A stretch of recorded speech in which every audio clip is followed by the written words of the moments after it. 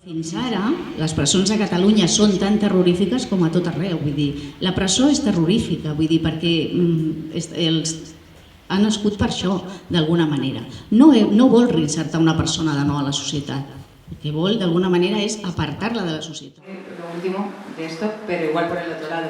También es un gran momento para poner en cuestión todo el discurso de los medios. Es decir, estamos muy acostumbradas a pensar que la cárcel es lo que le pasa al otro, la cárcel es lo que le pasa a quien delinque, a quien no está dentro de la sociedad, hasta que de repente te das cuenta que la cárcel también puede llegar a ti. La primera respuesta a mucha gente es porque yo, si yo no soy un delincuente, porque yo, si yo no he hecho nada.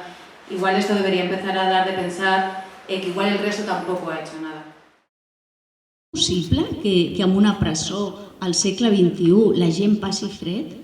És possible que no puguin baixar al pati perquè no té un calçat adient per baixar al pati? Vull dir, són coses que d'alguna manera són molt incoherents. I això nosaltres vivim a esquena d'aquesta realitat, perquè no està visibilitzada a les presons, no existeixen. Bueno, pero creemos que ha habido un discurso hegemónico sobre qué significa estar en la cárcel y por qué vas a la cárcel, un discurso hegemónico de la razón, de la represión para entrar en la cárcel.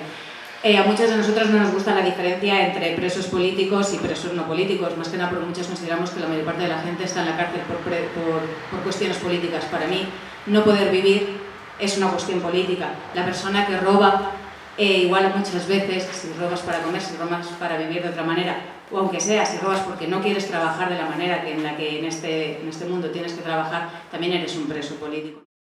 Pero las cárceles de ahora, bueno, son estas macrocárceles muy modernas que quedan donde nadie sabe dónde están y tienen a la gente ahí hiper, ultra controlada, grabada, medicada. O sea, es el control total y absoluto de la vida. La presó preventiva a Espanya pot durar fins a 2 anys i ser ampliable a 2 anys més. O sigui que tots els presos que estan en presó preventiva a Espanya poden arribar a estar fins a 4 anys sense ser jutjats. Això és una anomalia dintre d'Europa, perquè a Europa, en molts països, aquesta presó tenen un tope de 6 mesos.